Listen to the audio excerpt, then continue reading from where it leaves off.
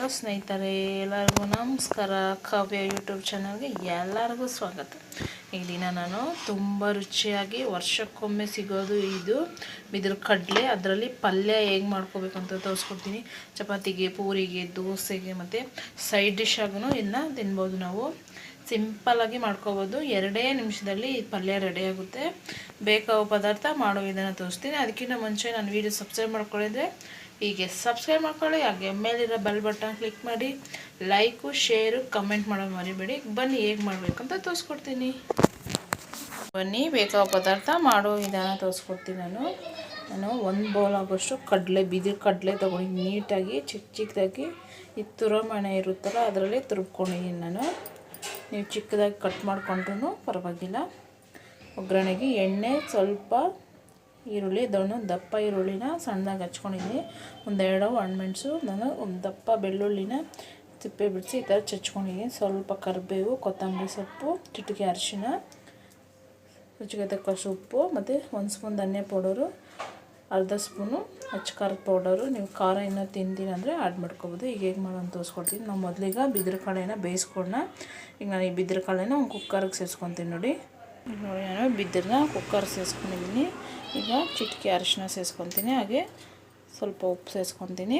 ಈಗ ನೀರು ಸೇರಿಸ್ಕೊಂಡು ಇದನ್ನ 1-2 ವಿಸಿಲು ಬಸ್ಕೋಬೇಕು. ಇಷ್ಟು ನೀರಾದರೆ ಸಾಕು ನಮಗೆ, ಅದು ಮುಳುಗೋಷ್ಟು ನೀರು ಸೇರಿಸ್ಕೊಂಡ್ರೆ ಸಾಕು. ಈಗ ನಾನು ಕುಕ್ಕರ್ ಲಿಡ್ ಕ್ಲೋಸ್ ಮಾಡಿ 1-2 ವಿಸಿಲು ಬಿಟ್ಕೊತೀನಿ. ಆಗ ಬೇಗ ಬೇಯುತ್ತೆ. ಯಾಕಂದರೆ ನಾವು ನೈಸಾಗಿ ಜಾಸ್ತಿ ಚಿಕ್ಕದಾಗಿ ಕಟ್ ಮಾಡ್ಕೊಂಡಿದ್ರೆ ಅದರಿಂದ ಈಗ 2 ವಿಸಿಲ್ ಬರಲಿ. ನೋಡಿ 2 ವಿಸಿಲ್ ಬಂದಿದೆ. ಕುಕ್ಕರು ವಿಸಿಲಲ್ಲಿ ಹೋಗಿ ತಣ್ಣಗಾಗಿದೆ. ಈಗ ಓಪನ್ ಮಾಡೋಣ. ನೋಡಿ ಕಡಲೆ ಎಲ್ಲ ಬೆಂದಿದೆ. ಈಗ ನಾವು ನೀರು ಸಪ್ರೇಟು ಮತ್ತು ಈ ಕಡಲೆ ಸಪ್ರೇಟು ತೊಗೋಬೇಕು. ಹಾಗೆ ನೀರೇನು ಬೇಕಾಗಿಲ್ಲ ಈ ಕಡಲೆದು. ಈಗ ನಾನು ನೀರು ಸಪ್ರೇಟು, ಕಡಲೆ ಸಪ್ರೇಟ್ ತೊಗೊತೀನಿ. ನೋಡಿ ಈಗ ನಾನು ನೀರು ಸಪ್ರೇಟ್ನು ಮತ್ತು ಕಡಲೆ ಸಪ್ರೇಟ್ ಮಾಡ್ಕೊಂಡಿದ್ದೀನಿ. ನೋಡಿ ಈಗ ಪಲ್ಯ ಮಾಡ್ಕೊಳ್ಳೋಣ ಬನ್ನಿ. ಈಗ ನಾನು ಪಲ್ಯ ಮಾಡ್ಕೊಂಡ್ರೆ ಸ್ಟವ್ ಮೇಲೆ ಒಂದು ಬಾಣಲೆ ಇಟ್ಟಿದ್ದೀನಿ. ಬಾಣಲೆಗೆ 1 ಸ್ಪೂನ್ ಎಣ್ಣೆ ಸೇರಿಸ್ಕೊಂಡಿದ್ದೀನಿ. ಈಗ ಸ್ವಲ್ಪ ಸಾಸಿವೆ ಸೇರಿಸ್ಕೊಂಡಿದ್ದೀನಿ. ಸಾಸಿವೆ ಚೆನ್ನಾಗಿ ಚಿಡಿಬೇಕು. ನೋಡಿ ಸಾಸಿವೆ ಚಿಡಿತಾ ಇದೆಯಲ್ಲ, ಈಗ ನಾನು ಬೆಳ್ಳುಳ್ಳಿ ತೊಗೊಂಡಿದ್ದಲ್ಲ ಅದನ್ನು ಸೇರಿಸ್ಕೊತೀನಿ. ಇದು ಸ್ವಲ್ಪ ಕಲರ್ ಚೇಂಜ್ ಆಗೋಂತ ನಾನು ಫ್ರೈ ಮಾಡ್ಕೊತೀನಿ. ಈ ಥರ ಮಾಡ್ಕೊಂಡ್ರೆ ನನ್ನ ಫ್ಲೇವರ್ ತುಂಬ ಚೆನ್ನಾಗಿರುತ್ತೆ. ಹಾಗೆ ಬೆಳ್ಳುಳ್ಳಿನೇ ತಿನ್ನೋಕ್ಕೂ ತುಂಬ ಚೆನ್ನಾಗಿರುತ್ತೆ. ನೋಡಿ ಬೆಳ್ಳುಳ್ಳಿ ಕಲರ್ ಚೇಂಜ್ ಆಗಿದೆಯಲ್ಲ, ಈಗ ಈರುಳ್ಳಿ ಸೇರಿಸ್ಕೊಳ್ಳೋಣ. ಈರುಳ್ಳಿನ ಸ್ವಲ್ಪ ಚೆನ್ನಾಗಿ ಹುರ್ಕೊಬೇಕು, ಫ್ರೈ ಮಾಡ್ಕೊಳ್ಬೇಕು ಎಣ್ಣೆಯಲ್ಲಿ. ಈಗ ನಾನು ಕರಿಬೇವು ಮತ್ತು 2 ಒಣಮೆಣಸು ತೊಗೊಂಡಿದ್ದೆ, ಅದನ್ನು ಸೇರಿಸ್ಕೊಂಡ್ಬಿಡ್ತೀನಿ.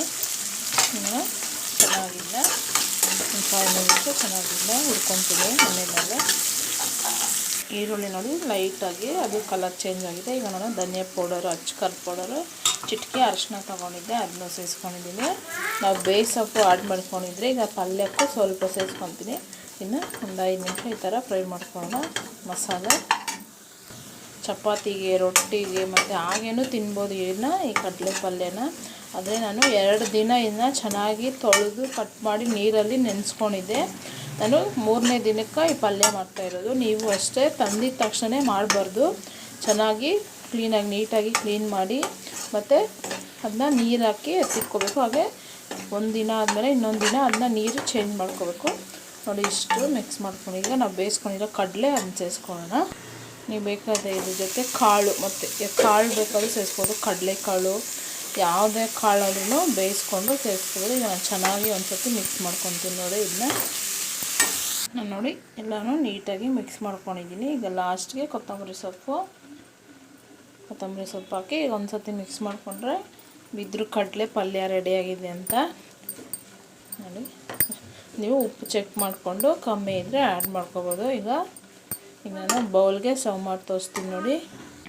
ನೋಡಿ ಬಿದಿರು ಕಡಲೆನ ಬೌಲ್ಗೆ ಸರ್ವ್ ಮಾಡಿ ತೋರಿಸ್ತಾ ಇದ್ದೀನಿ. ಈಸಿಯಾಗಿ ಸಿಂಪಲ್ಲಾಗಿ ಮಾಡ್ಕೋಬೋದು. ಟೇಸ್ಟು ತುಂಬ ಚೆನ್ನಾಗಿದೆ. ನಮಗೆ ಈಗ ಈ ರೆಸಿಪಿ ಇಷ್ಟ ಆದಲ್ಲಿ ಮನೇಲಿ ಟ್ರೈ ಮಾಡಿ ಹೇಗೆ ಬಂತಂತ ಕಮೆಂಟು, ಲೈಕು, ಶೇರ್ ಮಾಡೋದು ಮರಿಬೇಡಿ. ಬಾಯ್.